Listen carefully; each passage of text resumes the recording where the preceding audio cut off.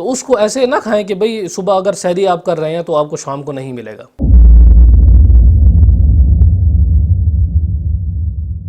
رمضان کا موقع آ رہا ہے، اور رمضان میں بعض لوگوں کی شکایت یہ ہوتی ہے کہ رمضان میں روزہ کی وجہ سے یا کسی بھی وجہ سے جسم بھاری ہو جاتا ہے، جسم کا وزن زیادہ ہو جاتا ہے، اور مختلف قسم کی بیماریاں جنم لینے لگتی ہیں۔ تو اس کی وجہ کیا ہے؟ اس کی وجہ یہ ہے کہ رمضان میں ہم نے اپنے جو معمول ہے، جو ڈائٹ پلان ہے، اسے ہم نے بہت زیادہ خراب کر دیا ہے۔ دیکھیں، اصل فطرت کا تقاضا تو یہ ہے کہ آپ جو اپنی غذائی جو پلان ہے، جو آپ کا ڈائٹ پلان ہے، جو غذا ہے وہ آپ 2 ٹائم لیں۔ اصل فطرت یہی کہتی ہے، اور جو ڈاکٹرز ڈائٹ پلان بتلاتے ہیں تو اس کے اندر بھی یہی کہا جاتا ہے کہ اگر آپ نے پیٹ بھر کے کھانا ہے تو 2 ٹائم آپ کھائیں، 3 ٹائم آپ نہ کھائیں کھانا۔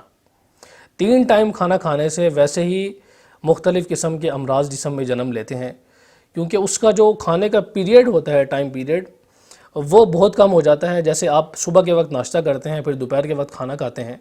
صبح کے وقت ہماری روٹین ایسی ہو گئی ہے کہ بسا اوقات تو 10 بھی بجے ناشتہ کرتے ہیں، 12 ہو جاتے ہیں ناشتہ کرنے میں۔ جو شام کا دوپہر کا کھانا ہے وہ ہم شام کو کھاتے ہیں 6-7 بجے، اور جو رات کا کھانا ہے وہ 12-1 بجے جا کے کھاتے ہیں اور فوراً کھا کے سو جاتے ہیں۔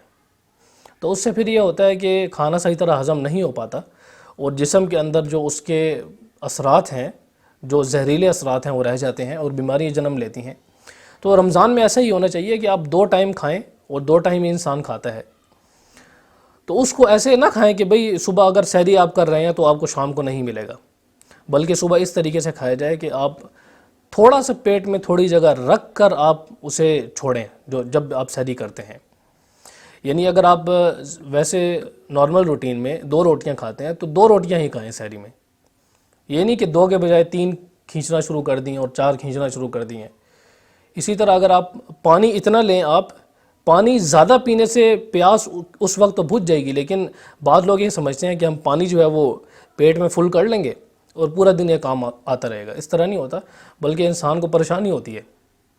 پیٹ جب پھول جاتا ہے تو کھانے کو بھی صحیح طرح ہضم نہیں ہو پاتا، اور معدے کو اتنی سپیس نہیں ملتی کہ وہ کھانے کو ہضم کر پائے۔ تو پانی بھی اتنا پینا چاہیے کہ آپ مشکل محسوس نہ کریں سانس لینے میں، اور مشکل محسوس نہ کریں اپنے جسم میں، تو اتنا پانی پینا چاہیے۔ اگلی بات پھر افطاری کی آتی ہے کہ افطاری میں آپ جو چیزیں لیتے ہیں، تو افطاری میں وہ چیزیں لینی چاہیے جو ہیلدی فوڈ ہو، اس میں اس طرح کی چیزیں نہیں لینی چاہیے، اور خصوصاً بازار کی چیزیں لوگ استعمال کرتے ہیں، مثلاً کچوریاں استعمال کرتے ہیں اور اس طرح کی فضول چیزیں استعمال کرتے ہیں جس کے اندر بہت زیادہ گند بلا ہوتی ہے، اور پھر کھانے کے بعد کیا ہوتا ہے وہ تو آپ خود ہی سوچ سکتے ہیں۔ گھر کی بنی ہوئی چیزیں استعمال کریں، اور بہت زیادہ ٹھنڈی چیزیں استعمال نہ کریں۔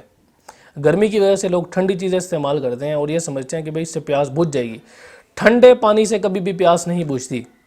جو پیاس بجھتی ہے آپ کی، وہ تازے پانی سے بجھتی ہے۔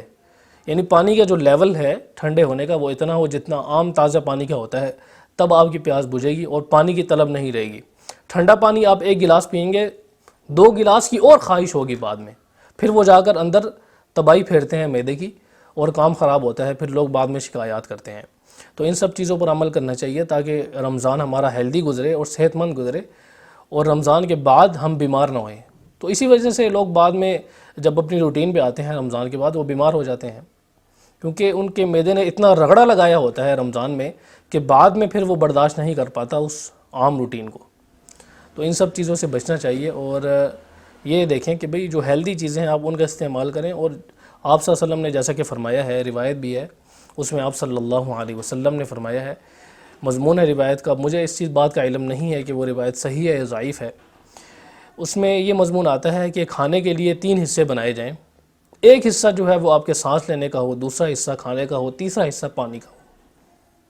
تو ان سب چیزوں پر دیکھ کر عمل کرنا چاہیے، اور اپنے حساب سے، کیونکہ ہر کسی کی اسپیس الگ الگ ہوتی ہے پیٹ کی اور معدے کی، تو اپنے حساب سے اس چیز کو دیکھا جائے اور اس کا اندازہ رکھا جائے اور اس چیز کا اہتمام کیا جائے۔